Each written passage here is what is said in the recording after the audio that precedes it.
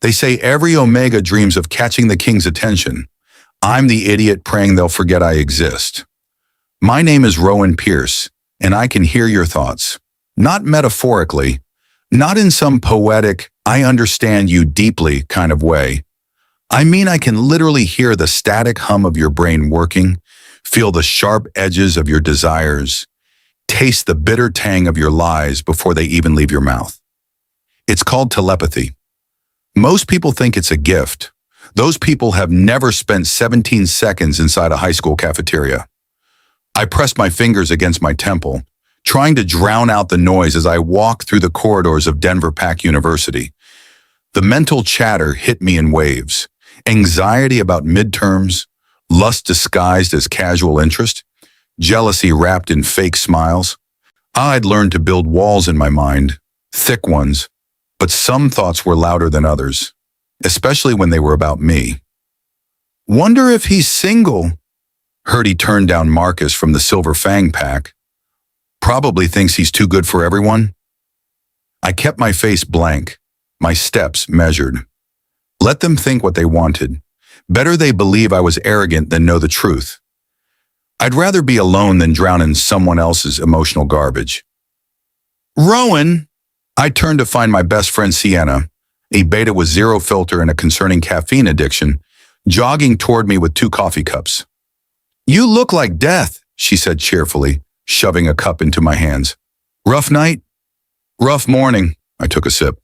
Black, 3 sugars, exactly how I needed it. Professor Chen spent the entire lecture fantasizing about his ex-wife while teaching constitutional law. It was distracting. Sienna winced. God, I don't know how you deal with that. Noise-canceling headphones and spite, she laughed, linking her arm through mine as we walked toward the main quad. The morning sun cut through the Colorado autumn air, turning the campus trees into cascades of gold and crimson. It would have been beautiful if I wasn't so tired, if I wasn't so on edge. Because today was the day. Today, the Triplet Alpha Kings were coming to our pack. Kane, Reed, and Jax Hartley, the most powerful alphas in the Western Pack Alliance. Brothers born under the same blood moon, each one possessing strength that could make grown wolves drop to their knees. Or they ruled the coalition territory in northern Colorado with absolute authority, and every pack from Wyoming to New Mexico knew better than to cross them. And apparently they were coming here to strengthen pack relations. Translation, they were here to choose. Every unmated Omega in a 50-mile radius had been preening for weeks. New clothes, new perfumes, practiced smiles and rehearsed laughs. The energy on campus was suffocating, a cocktail of desperation, hope, and barely concealed competition. I wanted no part of it. You're not going to the gathering tonight, are you? Sienna asked, already knowing the answer. I'd rather eat glass. Rowan. They're alphas, Sienna. 3 of them. Do you know what their minds are probably like? I shuddered. All dominance and entitlement and the thought sliced through my mental walls like a hot knife. I stopped walking. Found him. My breath caught. The voice wasn't coming from anyone nearby. It was distant but clear, sharp enough to make my pulse spike. He's perfect. Rowan? Sienna was staring at me. You okay? I forced myself to nod, but my hands were shaking around the coffee cup. That voice, those thoughts, they weren't normal. They were too focused, too intense, like a predator locking on to prey, and they were getting closer. I need to go, I said abruptly. What? Class starts in? I know, I forgot something. I didn't wait for her response. I turned and walked quickly toward the nearest building, my mind racing. Whoever that was, they were looking for someone. And every instinct I had was screaming that someone was me. I ducked into the library, finding a corner seat behind the philosophy section where no one ever went. My heart was hammering against my ribs. I closed my eyes and focused, extending my telepathy carefully, searching for that voice again. Nothing. Just the usual buzz of students cramming for exams and... Where did he go? There. I inhaled sharply. The voice was beautiful. deep and rough, like whiskey and smoke. But underneath it was something else. Hunger, not the cruel kind, something almost reverent, like he'd found something precious and couldn't bear to lose it. His scent is everywhere, but I can't. Another voice joined the first, smoother, colder. Patience, Kane. Kane, as in Kane Hartley. Oh, hell no. I slammed my mental walls up so hard I gave myself a headache. My hands were trembling. They were here. The Triplet Kings were on campus, and one of them was tracking me. Not just tracking, hunting. I grabbed my bag and headed for the back exit, keeping my head down. I'd avoided alphas my whole life. I wasn't about to let 3 God-tier ones ruin my peace just because they decided I smelled interesting. But as I pushed through the door into the cold autumn air, I felt it. A shift in the atmosphere, a weight pressing down on my chest. And then I heard the third voice, quieter than the others, but somehow the most dangerous. He's running. A pause. Good. I started walking faster. I always liked a challenge. I broke into a run. My sneakers hit the pavement hard, my echoing off the brick buildings as I darted between students who barely noticed me. My bag slammed against my hip with every stride, but I didn't slow down. You're being ridiculous, I told myself. They're just alphas. You've avoided alphas before. Yeah, but not alphas who could apparently track me through a crowded campus like bloodhounds on a scent trail. I cut left through the student center, weaving past a group of freshmen who were blocking the hallway. Their thoughts crashed into me, annoyed, confused, one of them checking out my ass. But I pushed through the mental noise and kept moving. The back entrance. If I could just get to the back entrance, I could slip into the parking lot and... He went inside, Kane's voice again, closer this time. My stomach dropped. The student center, another voice confirmed. Reed, probably. The cold one. West entrance. I'll take the east side, the third one said. And damn it, his voice had this lazy confidence that made my skin prickle. He can't hide forever. Oh, watch me. I spotted the women's bathroom and almost laughed at the irony before remembering I had exactly zero interest in hiding in a bathroom, like some cliché horror movie victim. Instead, I pushed through the door leading to the campus bookstore, grabbed a university hoodie off the nearest rack, and pulled it over my head. Instant camouflage. Just another student browsing overpriced textbooks. I kept my mental walls locked tight, but I could feel them out there. 3 distinct presences circling like sharks. The intensity of their focus was suffocating, and underneath it all was something that made my pulse race for entirely different reasons. Want. Raw, unfiltered want. His scent is stronger here. Pine and rain, Reed's voice murmured, and I hated that he was right. That was exactly what my scent profile was. And something else. Something defiant, the third one finished, and I could hear the smile in his mental voice. I like it. Of course you do, I muttered under my breath, pretending to examine a chemistry textbook. Probably gets off on the challenge. A beta student 2 shelves over gave me a weird look. Right. Stop talking to yourself, Rowan. I needed a plan. I couldn't just keep running around campus like a caffeinated squirrel. They were too coordinated, too focused, and my telepathy was only giving me their positions, not a way out. Unless... I closed my eyes briefly, lowering one of my mental walls just enough to project a thought. Not to them directly, but to the dozens of Omegas scattered across campus whose minds were already screaming about the King's arrival.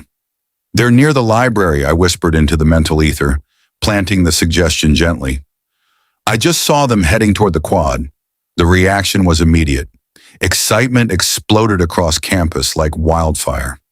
I felt at least 15 Omegas change direction, their thoughts a chaotic mess of hope and anticipation as they rushed toward the library.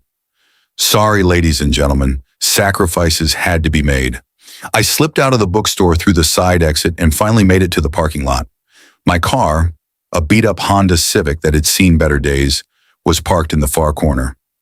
Freedom was 30 seconds away. 20 seconds. 10. I grabbed my keys, fumbling with the unlock button. Clever. I froze. And the voice came from directly behind me. Not in my head this time. Real. Physical. Close enough that I could feel the heat radiating off his body. Slowly I turned around. The man standing 3 feet away was unfair. That was the only word for it. Tall, broad-shouldered, with dark hair that fell just past his collar and eyes the color of amber whiskey. He wore a simple black jacket over a gray shirt, but something about the way he carried himself screamed power. Alpha. Definitely alpha. And from the amused smirk on his face, he knew exactly what I just tried to pull. Redirecting an entire crowd with telepathy, he said, tilting his head. That's a new one. My brain stuttered. He knew. How did he? Because I felt it, his voice answered in my mind, and my eyes widened. Relax, I'm not telepathic, Hector, but I'm sensitive enough to feel when someone's playing puppet master with pack mines. I don't know what you're talking about, I said coolly, gripping my keys tighter, and you're in my way. His smirk deepened. Am I? Yes. So if you don't mind, I gestured toward my car. He didn't move, just looked at me with those impossible eyes like he was reading something written on my soul. You're Rowan Pierce, he said finally, not a question, and you're trespassing in my personal space. We all have names. He laughed, actually laughed, and the sound did something dangerous to my stomach. Jax Hartley. Of course he was. The playful one. The one who'd said he liked challenges. Congratulations on your name, I said flatly. Now move. Can't do that. Why not? Because my brothers are about to round that corner in approximately 10 seconds, and if I let you leave, Kane will never forgive me. He stepped closer, and I hated that my body reacted. Pulse jumping, breath catching. And Reed will spend the next week sulking. Sounds like a them problem. It's about to be a you problem. I raised an eyebrow. Is that a threat? It's a fact. His voice dropped lower, intimate. You ran. That makes this fun. I didn't run for your entertainment. No, he agreed, eyes glinting. You ran because you're terrified. The accusation hit harder than it should have. I'm not terrified. Then why are your hands shaking? I looked down. Damn it. They were. Before I could respond, 2 more figures appeared at the edge of the parking lot. One moved with liquid grace, dark-haired and sharp-featured. Reed, probably. The other was bigger, more intense, with storm gray eyes that locked onto me like a missile finding its target. Kane, all 3 of them, surrounding me without seeming to move. I was so screwed. Well, I said, forcing my voice to stay steady, this isn't creepy at all. Jax grinned. We prefer determined. I prefer restraining order. Reed's lips twitched, almost a smile. Kane just stared at me, and the weight of his attention made something in my chest tighten. Why are you running from us? His voice filled my head, gentle despite its intensity. I met his eyes. Because I can hear what you want, and I'm not interested. You don't know what we want. I know enough. Kane moved closer, slowly, like approaching a wild animal. You're different. Congratulations. You've discovered observation skills. Not just the telepathy, he continued, ignoring my sarcasm. You don't want this, any of this. Finally, someone who listens. That, Reed said quietly, is exactly why we can't let you go. I blinked. I'm sorry, what? Jax's grin turned wicked. Every Omega in 5 territories would kill to be in your position right now. Then pick one of them. We don't want them, Kane said simply. We want you. The certainty in his voice made my knees weak, and I hated myself for it. Well, that's unfortunate for you, I said, shoving the weakness down where they couldn't see it, because I'm not on the menu. Kane's expression didn't change, but something flickered in those gray eyes. Amusement? Respect? I couldn't tell. Son, and I wasn't about to lower my mental walls to find out. You don't even know us, Reed pointed out, his voice carrying that cold precision that probably worked wonders in boardrooms. How can you be so certain? I know enough about alphas. Such as, Jax challenged, still grinning like this was the most fun he'd had in months. You're controlling, possessive. You think everything revolves around your needs. I ticked off each point on my fingers. You see omegas as prizes to be won, problems to be solved, or cute little accessories to complete your powerful alpha aesthetic. The parking lot went very quiet. Kane's jaw tightened. Reed's eyes narrowed. Jax's grin finally faltered. Good. Let them sit with that. You think that's what we see when we look at you? Kane asked, his voice dangerously soft. Just a prize. I think you see a challenge, which is worse, honestly. I crossed my arms. I'm not interested in being some conquest story you tell at PAC meetings. Then what are you interested in? Reed asked. Finishing my degree. Getting through the day without someone else's emotional baggage leaking into my head. Maybe adopting a cat. I shrugged. Novel concepts, I know. Jax laughed, the sound breaking the tension. A cat? Yes, they're self-sufficient. Low maintenance. Don't expect me to revolve my entire existence around their feelings. Unlike us, Kane said. Your words, not mine. Reed studied me with unsettling intensity. You use sarcasm as a defense mechanism. And you use creepy observation skills as a personality trait. We all have our flaws. Another flicker of amusement from Kane. I was starting to recognize the tiny shifts in his expression, the micro tells that betrayed emotion beneath all that alpha stoicism. Great. Just what I needed. To be learning their faces. Here's what's going to happen, Kane said, and the command in his voice made every Omega instinct in my body sit up and pay attention. I hated that. You're going to have dinner with us. I blinked. Excuse me? Tonight, 7 o'clock, the Riverside restaurant downtown. That wasn't a question, I said slowly. No, it wasn't. My fingers twitched. I could feel the push of his alpha authority pressing against my mind, trying to make me comply. Most Omegas would have melted under that kind of focused dominance. I shoved back with my telepathy, just enough to create a buffer.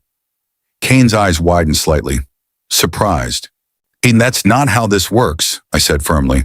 You don't get to just order me around because you have nice bone structure and matching DNA. Nice bone structure? Jax repeated, delighted. I ignored him. If you want to have dinner with me, you ask, like a normal person. The three of them exchanged glances, some kind of silent communication I wasn't privy to. Then Kane did something I didn't expect. He stepped back, giving me space. Rowan, he said, and his voice was different now, softer. Would you please have dinner with us tonight? The please nearly knocked me over. Why? I asked, suspicious. What's the angle? No angle, Reed said. We want to know you. You want to know me, or you want to claim me? Both, Jax said honestly. Eventually, but we're willing to start with conversation. At least he was honest. I could respect that more than pretty lies. I looked at each of them in turn. Kane, all intensity and restrained power. Reed, sharp and calculating behind those ice blue eyes. Jax, dangerous charm wrapped in easy smiles. They were serious and persistent. And if I said no, they'd probably just keep showing up until I caved or transferred universities. One dinner, I said finally. That's it. And there are rules. Rules, Reed repeated, like the word was foreign. Yes, rules. You know those things that keep society from devolving into chaos? I held up one finger. 1, no scenting. I don't care how traditional it is, you keep your noses to yourselves. Jax looked physically pained, but nodded. 2, no alpha commands. You try to force me into anything, I walk. Telepathy has perks. Kane's mouth twitched. Unnoted. 3, this doesn't mean anything.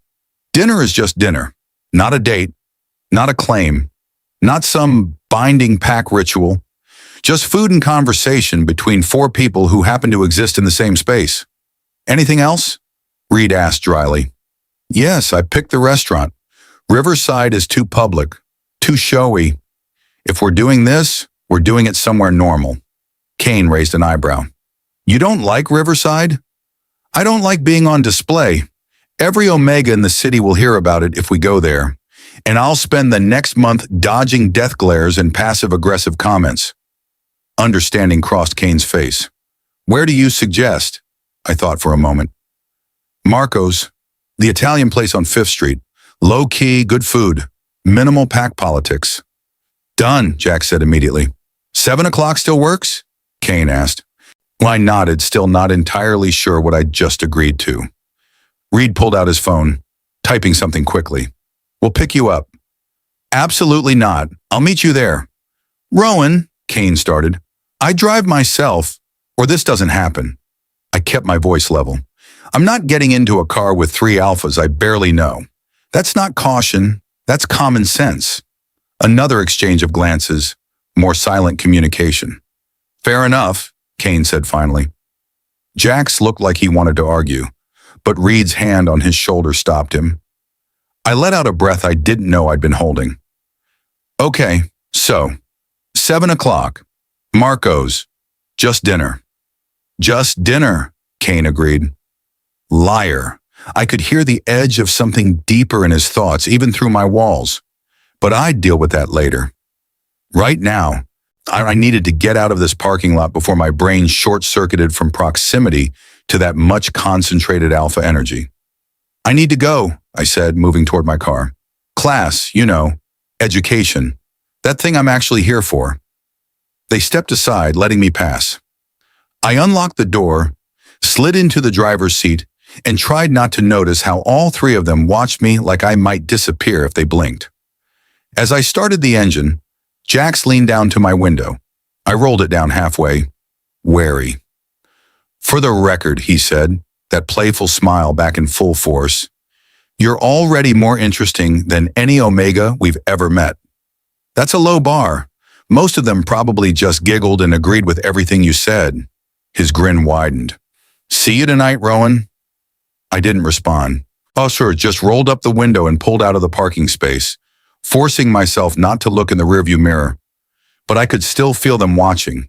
And worse, I could still feel the ghost of Kane's certainty wrapping around my chest like a promise.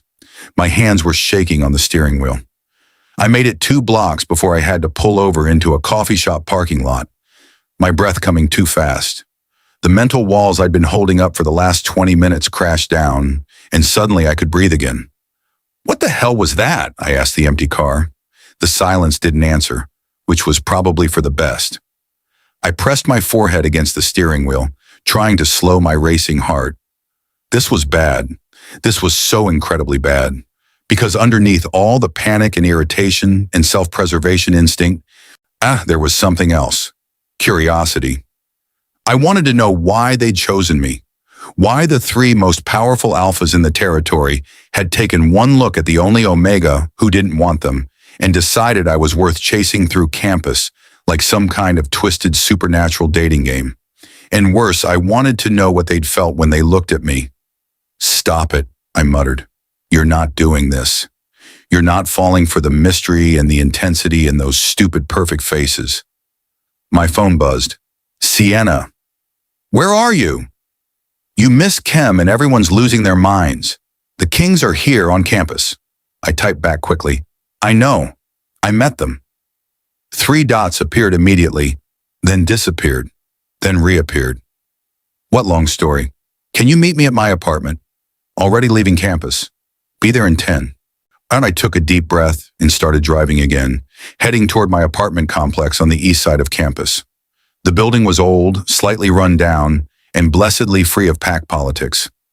Most of the residents were human college students who couldn't care less about werewolf hierarchy. It was perfect. I parked in my usual spot and climbed the stairs to the 3rd floor, my bag heavy on my shoulder. Inside my apartment, I dropped everything on the couch and went straight to the bathroom to splash cold water on my face. The person staring back at me in the mirror looked rattled. Dark circles under green eyes, brown hair that desperately needed a trim, pale skin that came from spending too much time indoors avoiding people. Not exactly king material. So why couldn't they stop looking at me like I was water in a desert? When a knock at the door made me jump. Sienna, right on time. I opened it to find her holding a bag of takeout and wearing an expression that promised interrogation. Spill, she said, pushing past me into the apartment. All of it. Now. I closed the door and leaned against it. They cornered me in the parking lot. They what? Calm down. They didn't hurt me. They just... I struggled to find the right words. They asked me to dinner. Sienna froze halfway to my kitchen table. The Triplet Alpha Kings asked you to dinner. Yes, you, the guy who once hid in a supply closet to avoid talking to an alpha from the Boulder Pack. In my defense, that alpha was thinking very graphic things about my neck. And you said... She set down the takeout, turning to face me with wide eyes. Hey, please tell me you said yes. I said yes, she screamed. Actually screamed, loud enough that my neighbor probably heard through the walls. Sienna, I'm sorry, but oh my God, Rowan. She grabbed my shoulders. Do you know what this means? The Kings never show interest in anyone, ever. They've turned down every eligible Omega from here to the Canadian border. And they want you. I know, it's weird. It's not weird, it's miraculous. I pulled away, moving to the couch. It's suspicious. I'm nothing special. I'm antisocial. I have a creepy power that makes people uncomfortable, and I actively avoid pack gatherings. Why would they want that? Sienna sat next to me, her excitement dimming into something more thoughtful. Maybe that's exactly why. What do you mean? Think about it. They're kings. Everyone wants something from them. Power, status, connection, protection. She tucked her legs under her. You're the first person who doesn't. You're the first person who looked at them and saw 3 alphas instead of 3 crowns. The observation hit harder than I expected. That doesn't mean this is a good idea, I said weakly. No, but it means it's an interesting one.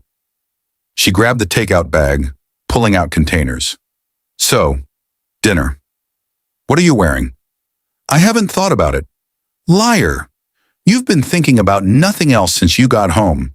She was right, of course. I'd already mentally gone through my entire closet 3 times. Something casual, I said. This isn't a date. Right. Just dinner with 3 gorgeous alpha kings who tracked you across campus like bloodhounds. She grinned.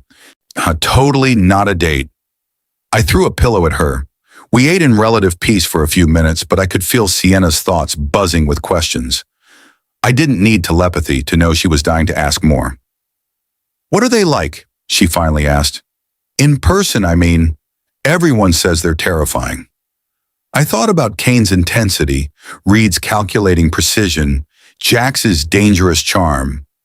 They're a lot, I admitted. Kane is like standing too close to a fire. You can feel the heat even when he's not touching you. Reed is all control and observation. He sees everything. And Jax, I paused. Jax is the dangerous one. The playful one is dangerous. The playful ones always are. They make you forget to be careful. Sienna studied me with knowing eyes. You like them. I don't even know them. But you're curious. I didn't answer, which was answer enough. She reached over and squeezed my hand. Be careful, okay? Not because I don't trust them, but because I know you. You've spent your whole life keeping people out. If you let them in and it goes wrong, it won't get that far, I promised. This is just dinner. 1 meal. Then they'll realize I'm not what they're looking for and move on. But even as I said it, I remembered the certainty in Kane's voice. We want you. Not we're interested or we'd like to get to know you. We want you, like it was already decided, like I was already theirs. My phone buzzed again. Unknown number. This is Reed, confirming 7 p.m. at Marco's. Looking forward to it. My stomach flipped. Who is it? Sienna asked. I showed her the screen. She grinned like Christmas had come early. You are so screwed. I know, I sighed, falling back against the couch. I really know. Sienna snatched the phone from my hand before I could stop her. You have to respond. I was going to. When? Next week? She was already typing. Sienna, don't you dare. See you then. She hit send and tossed my phone back to me, looking entirely too pleased with herself. I hate you, I said. You love me, and you're welcome. She checked her watch. You have exactly 4 hours and 37 minutes to transform from Disaster college student to acceptable dinner date. This isn't a date. Right, my mistake. Acceptable dinner, situation. She stood, already heading toward my bedroom.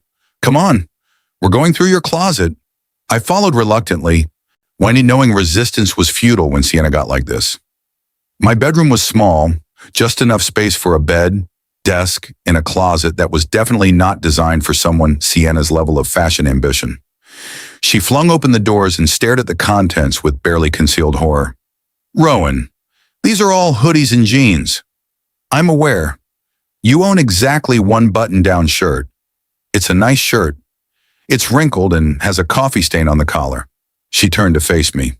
Okay, new plan. We're going shopping. Absolutely not. Rowan, I'm not buying new clothes for 3 alphas who will probably lose interest the second they realize I'm actually this boring in person. I pulled out my least wrinkled jeans and a dark green sweater. This is fine. Sienna looked like she wanted to argue, but something in my expression stopped her. She sighed, sitting on the edge of my bed. You're really convinced this won't work, aren't you? I sat next to her, the sweater in my hands. I'm convinced they don't actually know what they want. They saw someone who ran instead of falling at their feet, and their alpha instincts kicked in. That's all this is. What if you're wrong? Then I'll deal with it when it happens. I stood, moving toward my bathroom. Right now, I need a shower and possibly a minor existential crisis. I'll make coffee for the existential crisis, Sienna called after me. The hot water helped, washing away the lingering tension from the parking lot encounter. I let my mental walls drop completely just for a moment, enjoying the silence. It was rare that I got to be truly alone inside my own head. But even in the silence, I kept seeing Kane's eyes, feeling the weight of his certainty. We want you. I turned the water to cold, shocking my system back to reality. When I emerged 20 minutes later, dressed in the jeans and sweater, Sienna had made good on her promise. 2 cups of coffee sat on my kitchen counter, and she was scrolling through her phone. There's already gossip, she said without looking up. About what? About the Kings being on campus, about them talking to an Omega in the parking lot. She glanced at me. No one knows it was you yet, but they will, especially after tonight.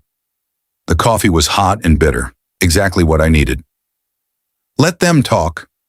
You say that now. I've survived worse than pack gossip. She set her phone down, her expression softening. I know you have. Juan, that's not what I'm worried about. I leaned against the counter. What are you worried about? That you're going to sabotage this before it even starts. That you're going to walk into that restaurant convinced you're not good enough, and you'll make sure they see exactly what you want them to see. The observation was too accurate. I looked away. Rowan? She waited until I met her eyes. You have spent 4 years building walls so high that no one can get close enough to hurt you. And I get it, I really do. But maybe, she hesitated, maybe these 3 are strong enough to climb them. Or maybe they'll just tear them down and leave me defenseless. Maybe, but isn't that a risk worth taking? Before I could answer, my phone buzzed again. Different number this time. Jax here. Reads being formal and boring. I'm much more fun. Is fair warning. We're bringing wine. Good wine. The kind that costs more than your textbooks. Despite everything, I smiled. Sienna saw it and grinned. See? Already making you smile. That's progress. I typed back quickly. I don't drink wine. The response was immediate. Good thing we're bringing 3 bottles then. One of us will appreciate it when you inevitably turn us down for everything else too. I actually laughed. What did he say? Sienna demanded. I showed her, and she dissolved into giggles. Oh, he's definitely the dangerous one. The charming ones always know exactly what to say. My phone buzzed a 3rd time. Kane, ignore Jax. We're not bringing wine. This is dinner, not a seduction. Another buzz. Jax again. He's lying. We're totally bringing wine. Reed already picked it out. Ain't Kane's just pretending to have boundaries. And then Reed. For the record, I selected a 2019 Pinot Noir that pairs well with Italian cuisine. Whether you drink it is entirely your choice. Unlike my brothers, I respect autonomy. I stared at my phone, at the three different conversations happening simultaneously and felt something crack in my chest. They were trying. In their own weird, overwhelming, completely extra way, they were trying to make me comfortable. "What's happening?" Sienna asked, watching my face. "They're all texting me at the same time. About wine." She burst out laughing. "Oh my God, they're already competing for your attention, and you haven't even had dinner yet. This is a disaster. This is adorable." I looked at the clock. 6:15. I had 45 minutes before I needed to leave. 45 minutes to convince myself this was just dinner. Just three impossibly attractive, powerful alphas who had somehow decided I was worth chasing. No big deal. "I can't do this," I said suddenly. Sienna grabbed my shoulders. "Yes, you can. You're Rowan Pierce. You survive inside other people's heads every single day. You can survive one dinner with three hot guys who are clearly already obsessed with you." Obsessed is a strong word.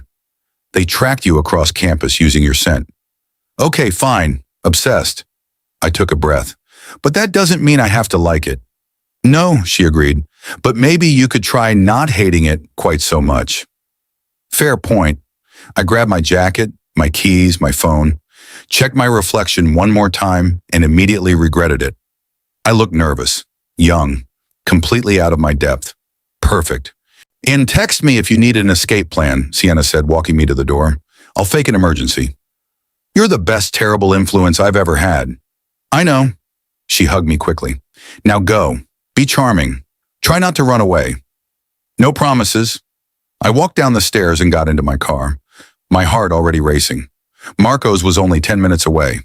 10 minutes until I walked into whatever this was. The engine started with a familiar sputter. I pulled out of the parking lot and headed downtown, watching the sun sink lower on the horizon. By the time I parked across the street from the restaurant, my hands were shaking again.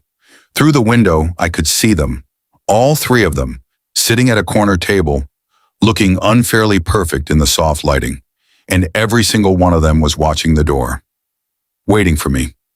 I sat there for a full 30 seconds, frozen, before my brain kicked back online. "You can still leave," the logical part of me whispered. "Start the car, drive away, change your name, move to Alaska." But my hand was already reaching for the door handle. The autumn air hit me as I stepped out, carrying the scent of garlic and basil from Marco's kitchen. I locked the car twice, stalling, then forced myself to cross the street. The door chime rang as I entered. All three of them turned in perfect synchronization, and the combined weight of their attention nearly sent me straight back outside. Kane stood first. Of course he did. Alpha protocol or whatever. "Rowan," he said, and my name and his voice did something unfair to my nervous system. "Hi." Brilliant opening, truly eloquent. Jax was grinning like he'd won something. "You came." "I said I would." "You also said you didn't want us," Reed pointed out, standing as well. "Forgive us for being uncertain." I moved toward the table, hyper-aware of every eye in the restaurant tracking my movement. Marco's wasn't huge, maybe 15 tables, and at least half of them had stopped eating to watch the show. Great. Just great. "Subtle," I muttered, sliding into the empty chair. "This is exactly what I wanted. An audience." "We can leave if you'd prefer somewhere more private," Kane offered, sitting back down. The suggestion sent a spike of panic through me. "No, here is fine. Public is good. Public means witnesses." Jax laughed outright. "Witnesses to what exactly? We're having dinner, not committing crimes." "The night is young." Reed's lips twitched, almost a smile. And I was starting to collect those like achievements. A waiter appeared, young and visibly nervous in the presence of three Alpha Kings. He set down water glasses with shaking hands. "Can I get you anything to drink?" he asked, his voice cracking slightly. "Water's fine for me," I said quickly. "We'll take the Pinot Noir," Reed said smoothly, then glanced at me. "Unless you've changed your mind?" "I haven't." "So we'll need 4 glasses anyway," Jax told the waiter. "Just in case." The waiter nodded and fled. I looked at Jax. "You know no is a complete sentence, right?" "I know lots of things." Doesn't mean I listen to all of them. Kane leaned forward slightly, his forearms on the table. How was the rest of your day? The question was so normal, so casual that it caught me off guard. Fine. I skipped most of my classes because I was having a minor crisis about being hunted across campus by territorial alphas, but otherwise pretty standard. We didn't hunt you, Reed said. You literally tracked my scent. That's different. How? Hunting implies aggression. We were simply following our instincts. I raised an eyebrow. And those instincts told you to corner me in a parking lot? Yes, Kane said simply without a trace of shame. The waiter returned with the wine, pouring 3 glasses with trembling efficiency. He set the 4th glass in front of me, empty, and practically ran away. He's terrified of you, I observed. He's young, Reed said. He'll learn. Learn what? How to be in the presence of royalty without fainting? Jax picked up his wine glass. No, we're not royalty. You're literally called kings. It's a title, not a monarchy. He took a sip, watching me over the rim. Though I wouldn't mind being worshipped occasionally. Down, boy, I said dryly. Kane made a sound that might have been a laugh, might have been a cough. Hard to tell. The restaurant hummed with quiet conversation around us, but I could still feel the stares, the whispers behind hands. I resisted the urge to lower my mental walls and hear what they were thinking. Nothing good, probably. You're uncomfortable, Reed noted. I'm having dinner with 3 alphas who decided I was interesting this morning. Uncomfortable doesn't quite cover it. What would you prefer we call this? Kane asked. A social experiment? A mistaken judgment? The beginning of a very awkward story I'll tell my therapist. Jax nearly choked on his wine. You have a therapist? Everyone should have a therapist, especially omegas with telepathy who can hear everyone's intrusive thoughts. That sobered them slightly. Is it always on? Reed asked. The telepathy? I appreciated that he asked instead of just being curious from a distance. Not always. I can control it, but it takes effort, like trying to ignore a conversation happening right next to you. Technically possible, but exhausting. Can you hear us right now? Jax asked. I'm trying very hard not to. Kane's eyes narrowed slightly. But you could if you wanted. Yes. Do we get to know if you decide to listen in? I considered lying, decided against it. No. That's terrifying, Jax said cheerfully. Good. Maybe you'll think twice before trying to commandeer my evening again. The food arrived, breaking the tension.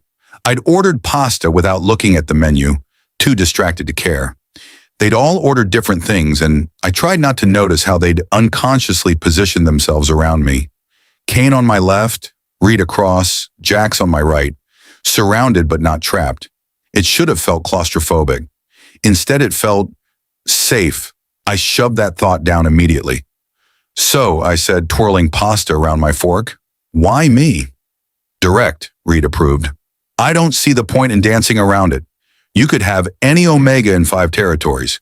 Why chase the one who actively doesn't want to be caught?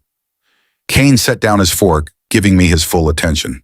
Well, it's because you're the first person who's ever looked at us and seen a problem instead of a prize. I blinked. That's a reason? It's the reason, Jax said. Do you know how exhausting it is to have people constantly performing for you? Everyone wants something. Status, protection, power, connection. He leaned back in his chair. You just want us to leave you alone. And that's attractive to you? It's honest, Reed said quietly. Honesty is rare. I stared at them, trying to find the manipulation, the angle, the hidden agenda. But their thoughts, even through my walls, felt sincere. You're all insane, I said finally. Probably, Kane agreed. Does that change your answer? My answer to what? To us. My heart did something complicated. I didn't know there was a question. There's always a question. I'm Rowan. His voice dropped lower. You just haven't let us ask it yet. The air between us thickened. I could feel my pulse in my throat. What if I don't want to hear it? Then we'll wait, Jax said simply. We're patient. You chased me across campus this morning. We said we're patient, not saints. Despite everything, I laughed. Actually laughed, and the sound surprised all of us. Kane's expression softened into something devastating, and that's when I felt it. A presence. Watching. Not from inside the restaurant. Outside. My telepathy flared instinctively, catching the edge of a thought that made my blood run cold. Found him. Finally. The little traitor. My fork clattered against the plate. All three of them tensed immediately, alpha instincts kicking into high alert. Rowan? Kane's voice was sharp. What's wrong? I couldn't answer. My mental walls slammed up harder, but I could still feel the presence outside. Familiar. Dangerous. Someone I'd hoped I'd never have to deal with again. Rowan. Kane's hand moved toward mine across the table, then stopped, waiting for permission. I pulled my hand back, gripping the edge of my chair. We need to leave. Now. Why? Reed's eyes were already scanning the restaurant, tracking exits, assessing threats.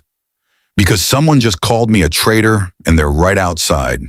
Jax's expression transformed in an instant.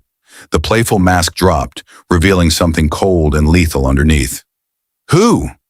Someone from my old pack. The words tasted like ash. Someone I really didn't want to see again. Kane stood slowly, his body angled between me and the door. Your old pack is in Denver? Was. I left 3 years ago. I forced myself to breathe evenly. They weren't supposed to know where I went. Clearly someone talked, Reed said, standing as well. His phone was already out, typing something rapidly. The presence outside moved closer. I could feel the thoughts sharpening, focusing. 3 alphas. Of course, the little whore always did know how to climb. My jaw clenched. That voice, that specific brand of venom. Marcus. We're not running, Kane said firmly, reading something in my expression. Tell us who it is. My brother, I said quietly. The silence that followed was deafening. Your brother, Jax repeated slowly, called you a traitor. Half-brother, technically. Same father, different mothers. I stood, my legs unsteady. And yes, because I left the pack without permission, because I refused the match they'd arranged, because I'm apparently a disgrace to the family name. Reed's eyes narrowed. Arranged match? Old pack tradition. Omegas don't get to choose. We get assigned to whatever alpha benefits the pack most. The bitterness in my voice was sharp enough to cut. I chose myself instead. They didn't take it well. Kane moved closer, not touching, but present. Solid. How not well? Before I could answer, the restaurant door opened. Marcus stood in the doorway, and every protective instinct I'd buried for 3 years screamed at me to run. He looked the same. Tall, broad-shouldered, with the same dark hair and green eyes we'd inherited from our father. But where I'd learned to hide, Marcus had learned to intimidate. His alpha presence flooded the restaurant like poison gas, making the human patrons shift uncomfortably without knowing why. His eyes locked onto me, and his smile was all teeth. Little brother, he said, his voice carrying across the room. It's been too long. I felt Kane's hand on my lower back, steady, grounding. Not long enough, I said, proud that my voice didn't shake. Marcus's gaze shifted to the 3 alphas flanking me, and something like surprise flickered across his face. The Hartley Kings. I'd heard rumors you were in Denver, but I didn't realize you were slumming. Careful, Reed said, his voice like ice. You're speaking about our guest. Your guest? Marcus laughed, moving closer. That's generous. Tell me, has he mentioned why he ran? What he did? My stomach dropped. I didn't do anything, I said. No? Then why did Father's Beta end up in the hospital the night you disappeared? The restaurant went very still. I felt Kane's hand press more firmly against my back, not restraining, supporting. He tried to force a bond, I said, each word carefully controlled. I defended myself. You put him in a coma for 2 weeks. He tried to mark me without consent. My voice rose despite my best efforts. What was I supposed to do? Submit. Marcus's expression darkened. You were supposed to do your duty. You were matched to strengthen our alliance with the Mountain Ridge Pack. Instead, you attacked your future mate and fled like a coward. He wasn't my mate. He was my prison sentence. Jax moved, positioning himself slightly in front of me. I think you should leave. Marcus ignored him, his eyes still locked on mine. Father wants you back, Rowan. We can do this the easy way or the hard way. There is no way, Kane said, and the command in his voice made the windows rattle. Because he's under our protection now. I stared at him. What? You heard me. Kane's eyes never left Marcus. Rowan Pierce is under the protection of the Coalition territory. Any threat against him is a threat against us. Marcus's face went pale with rage. You can't just claim jurisdiction over another Pax Omega. We're not claiming jurisdiction, Reed said calmly. We're claiming him. My brain short-circuited. You can't, Marcus snarled. He's unmated. He belongs to himself, Jax interrupted, and the lethal edge in his voice made my pulse spike. Which means he gets to decide where he goes, who he's with. And something tells me he'd rather set himself on fire than go back with you. Marcus's hands clenched into fists. I could feel his alpha energy pushing against the room, trying to dominate, to force submission. But Kane pushed back harder. The pressure in the restaurant became crushing. Humans were scrambling for exits. The waiter had disappeared behind the kitchen door. This isn't over, Marcus said, his voice shaking with barely controlled fury. Father won't accept this. The council won't accept this. Then they can take it up with us, Kane said. Until then, Rowan stays exactly where he wants to be. Marcus's eyes found mine one last time. You think you're safe with them? You think they won't use you the same way everyone else wanted to? The question hit harder than I wanted to admit. Get out, I said quietly. Before I show you exactly what else I learned to do with my telepathy in the last 3 years. Understanding dawned in his eyes. Fear quickly masked. He'd forgotten I could do more than just listen. This isn't finished, he said, backing toward the door. Yes, Kane said. It is. Marcus left, slamming the door hard enough to crack the glass.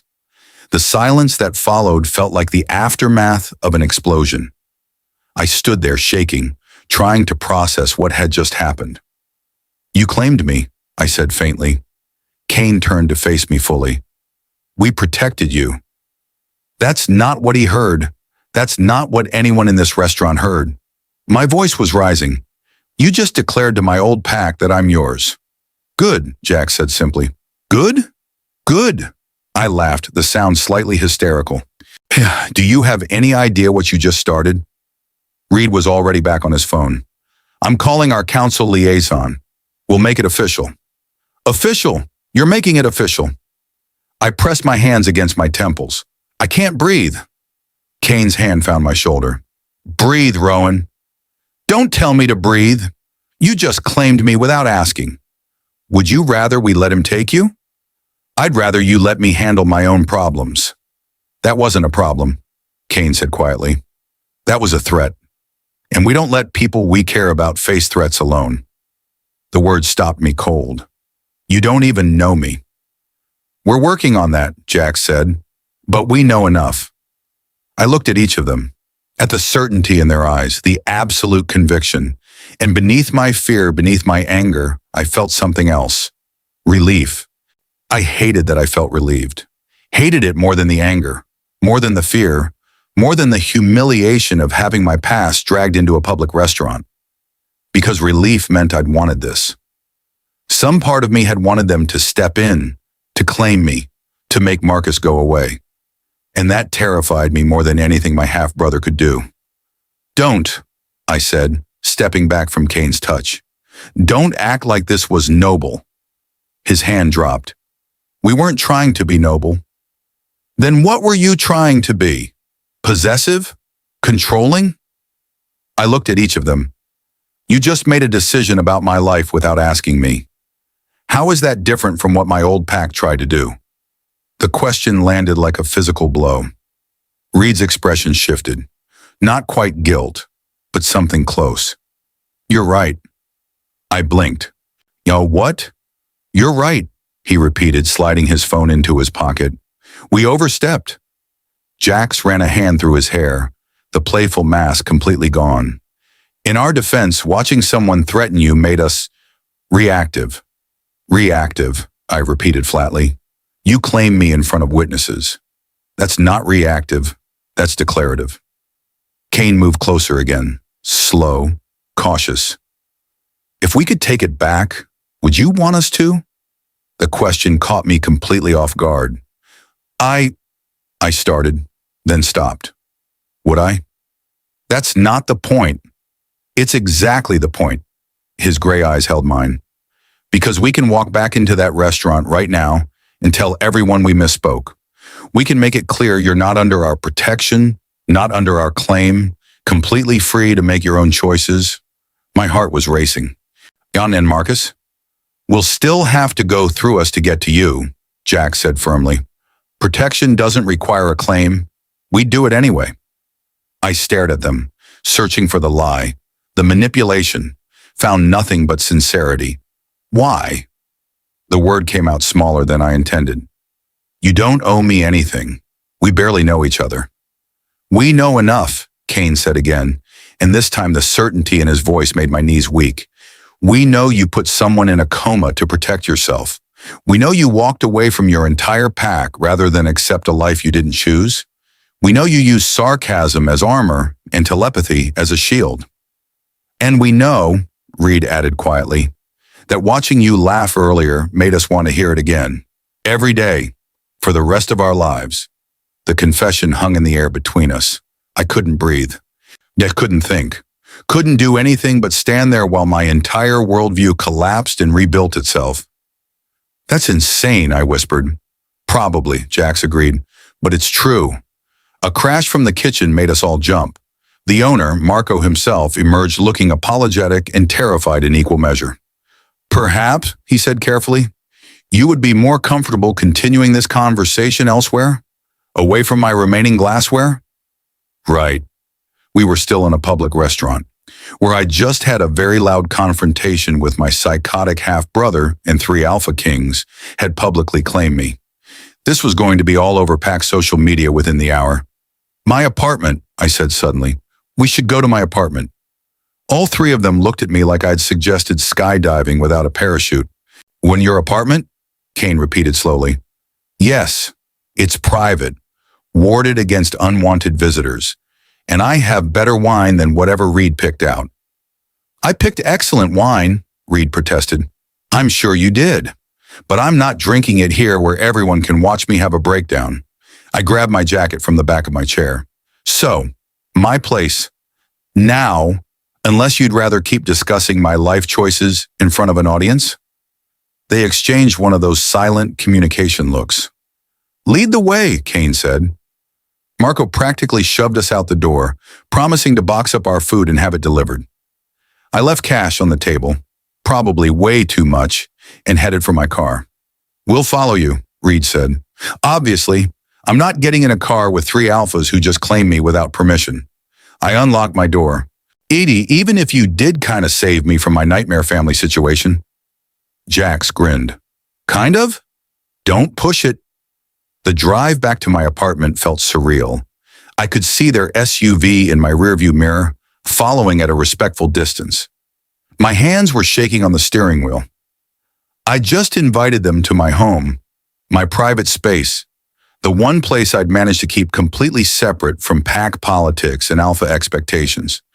And I had no idea what I was going to say when we got there. My phone buzzed.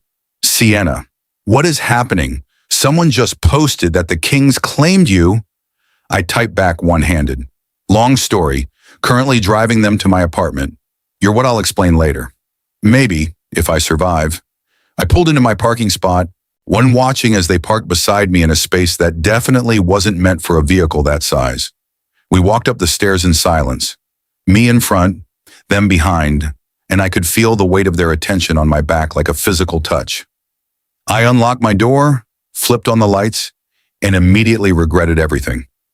My apartment looked exactly like what it was, a college student's disaster zone. Books everywhere, Empty coffee cups on every surface, a blanket fort on the couch that I'd built last week during a study session and never dismantled. Ignore the mess, I said, moving to clear space on the couch. It's lived in, Kane said diplomatically. It's a cry for help, I corrected. But it's my cry for help, so? Jax was already examining my bookshelf, running fingers along the spines. You read sci-fi. Is that surprising? You just seem more like a... He paused. Actually, no, this tracks completely. I grabbed 4 clean glasses from the kitchen, retrieved the wine I'd claimed to have, and poured without asking if they wanted any. We all needed it. They settled onto my couch, somehow making my cheap IKEA furniture look smaller. I took the chair across from them, curling my legs under me. Okay, I said. We're here, private, no witnesses. So let's talk about what just happened. Kane leaned forward, elbows on his knees. What do you want to know? Everything, starting with why you thought claiming me was a good idea. Because the alternative was watching you get dragged back to a pack that tried to force bond you, Reed said bluntly. When that wasn't acceptable. So you made a choice for me instead. Yes. The honesty was almost refreshing. And if I tell you to undo it, I asked, to publicly retract the claim? The 3 of them went very still. Then we will, Kane said finally. But Rowan, it won't change how we feel. My hand tightened around the wine glass. How you feel? We want you, Jax said simply. Claimed or not, protected or not. We want you. There it was again, that certainty. I took a long drink of wine, buying time to think. This is the part where I'm supposed to melt, I said, setting down the glass. Where the Omega realizes the Alphas were right all along and falls into their arms, grateful to be saved. Is it? Kane asked carefully.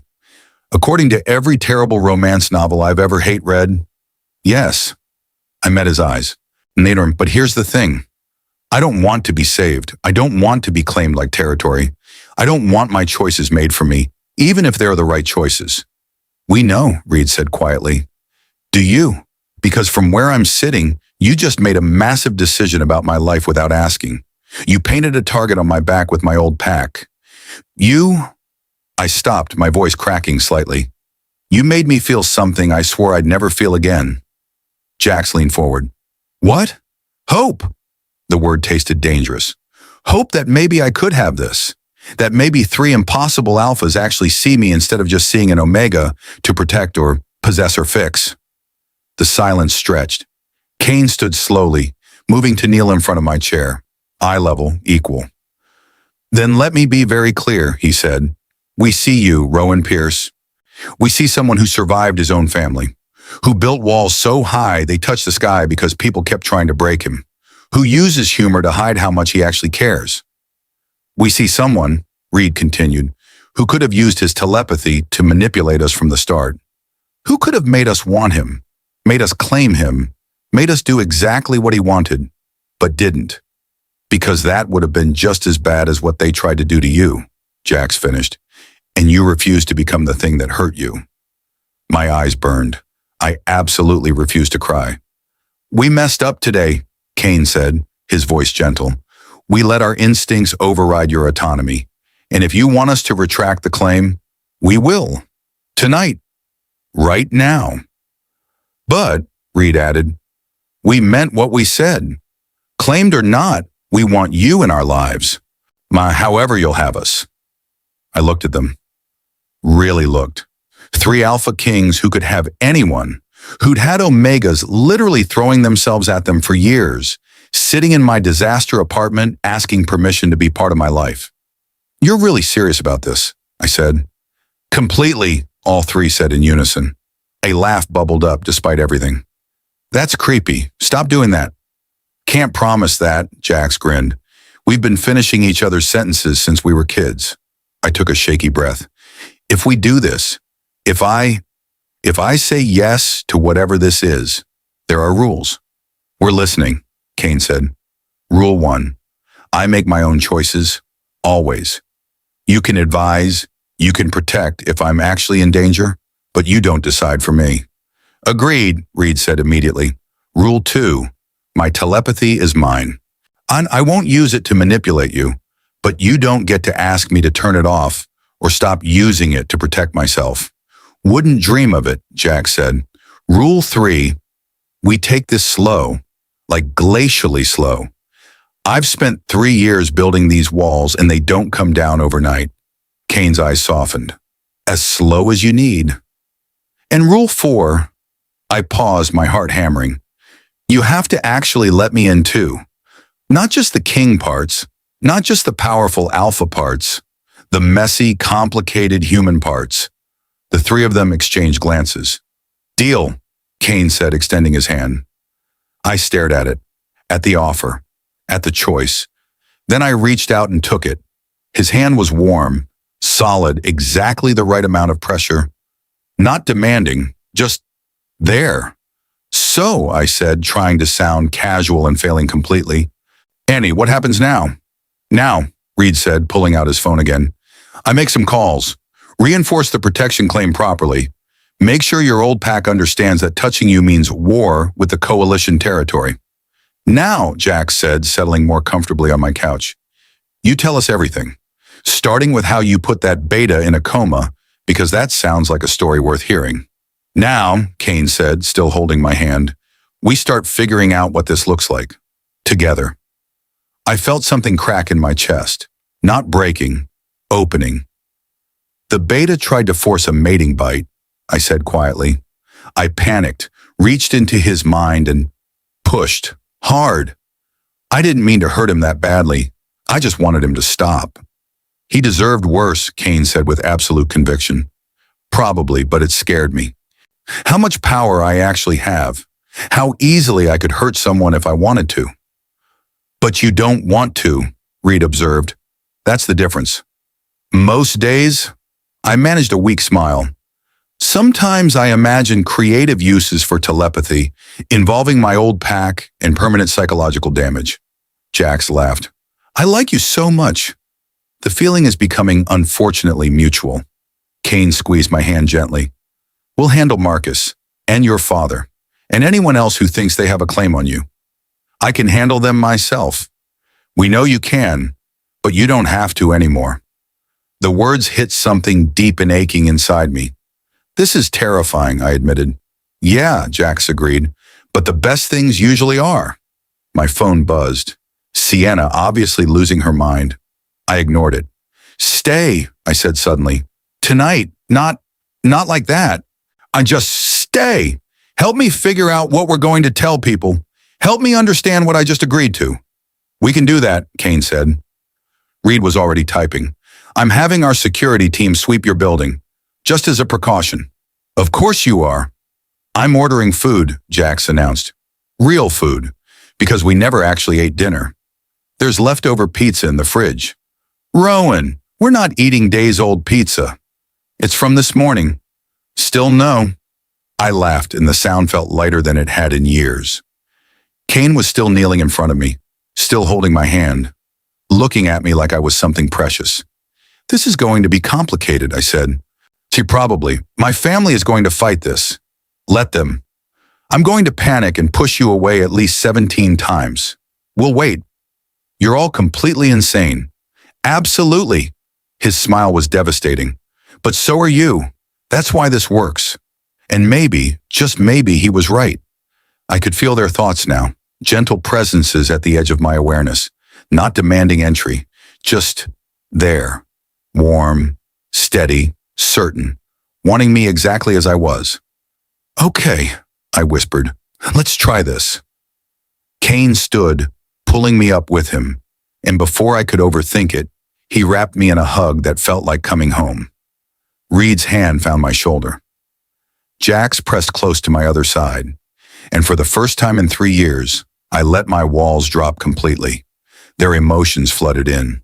Fierce protectiveness, genuine affection, bone-deep certainty, and underneath it all, something that felt terrifyingly like love. I should have run. Instead, I stayed,